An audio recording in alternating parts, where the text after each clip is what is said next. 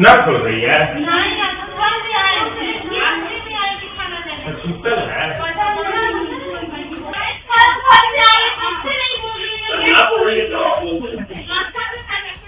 नमस्कार, justice for Nirbhaya में आप सबों का स्वागत है। और आज हम जस्टिस फॉर निर्भया में बात कर रहे हैं। इस खबर को लेकर हम पहले दिन से कह रहे थे कि इस मामले में पटना में कुछ भी नहीं है, पटना से तार जुड़ा हुआ नहीं है। जो कुछ भी हुआ है जहानाबाद में हुआ है, जो कुछ भी हुआ है वो पटना से बाहर हुआ है। जो कुछ भी निर्भया के साथ दरिंदगी हुई है वो दरिंदगी 5 तारीख को पटना हॉस्टल में पहुंचने के बाद नहीं हुआ है। आपने इस स्टोरी की शुरुआत में 6 सेकंड का वीडियो है, सीसीटीवी फुटेज का वो वीडियो है, जिसमें निर्भया की साथ पढ़ने वाली छात्रा कह रही है कि पता नहीं इस बार इसको क्या हुआ था। इस बार जब से घर से आई है किसी से कोई बात नहीं कर रहा है। कभी हम लोग बात करने के लिए घर से आई तो दौड़े गए उसके पास हाल चाल पूछने के लिए, लेकिन एक शब्द भी जवाब वो नहीं दी। एकदम उसके मन में पता नहीं क्या चल रहा था, ना कुछ बोल रही थी ना कुछ कह रही थी। एक बार फिर से सुनिए और 2-3 स्टेप में हम इस बाइट को आपको सुना रहे हैं और ज़रा गौर से सुनिए कि निर्भया की छात्रा, उस हॉस्टल की छात्रा जो निर्भया की दोस्त है, निर्भया के साथ फिजिक्स वाले में पढ़ने के लिए जाती थी, वो क्या कह रही है, क्या कह रही है, जरा आप फिर से सुनिए।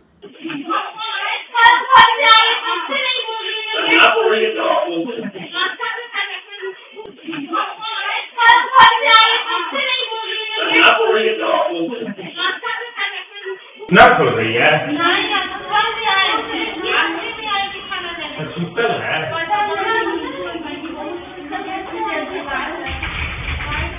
तो आपने सुना कि मतलब 5 तारीख को 3:30 बजे जब हॉस्टल में वो पहुंची है और जब हम लोग साथ आए तो रात न वो खाना खाने के लिए आई, न सुबह नाश्ता में आई।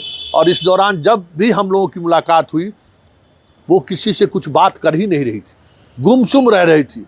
उसके चेहरे पर एक अलग तरीके की खामोशी दिख रही थी, एक अलग तरीके का तनाव दिख रहा था।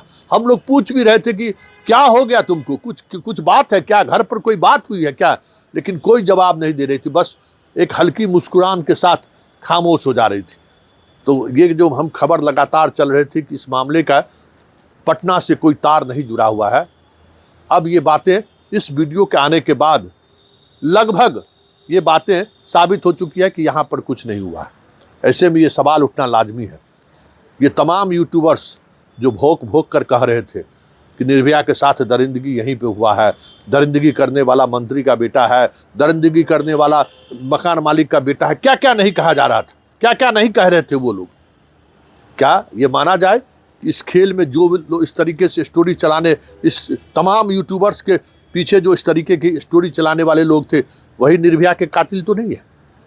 बड़ा सवाल है, क्योंकि प्लान्ड वे में ये सारे यूट्यूबर्स इस खबर को लेकर आगे बढ़ा कि उस हॉस्टल में क्या हुआ, नहीं हुआ, किस तरीके से हुआ।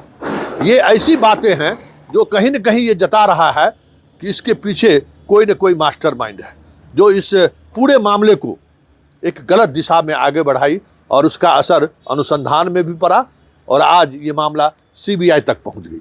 अब देखना ये है कि सीबीआई इस खेल के पीछे, इस दरिंदगी के पीछे कौन है, उसको उजागर करने में कितना वक्त लेता है। लेकिन इतना तो तय है कि मंजू हॉस्टल में जो बातें कही जा रही थी और जिस बात को लेकर हम लगातार कह रहे थे कि यहाँ पर कुछ नहीं हुआ है, वो बातें इस सीसीटीवी के फुटेज आने के बाद साफ हो गया है। और अब इस लड़ाई में एक नए तरीके से उस दरिंदा तक पहुँचने की ज़रूरत है जो दरिंदा इस पूरे मामले को एक दूसरे डायरेक्शन में ले जाने की कोशिश करे थे। गुलबी घाट पर जिसने भी फ़ोन किया था कि भाई इसके साथ गैंग रेप हुआ है, कहीं न कहीं उस दरिंदा के साथ खड़ा है। फिर कारगिल चौक पर जो कहीं घटनाएं घटी, कहीं न कहीं इसके पीछे जिन नौजवानों का इस्तेमाल हुआ वही दरिंदा तो नहीं है। फिर जिस तरीके का आंदोलन हुआ, उस आंदोलन के पीछे क्या वही दरिंदा तो नहीं है कि एक नौजवान, एक जाति विशेष के लोगों को मुद्दे से भटकाने के लिए कहीं इस्तेमाल तो नहीं किया गया। कई ऐसे सवाल हैं जिन सवालों को इस वीडियो फुटेज के सहारे समझा भी जा सकता है, देखा भी जा सकता है और उस दरिंदे तक पहुंचा भी जा सकता है।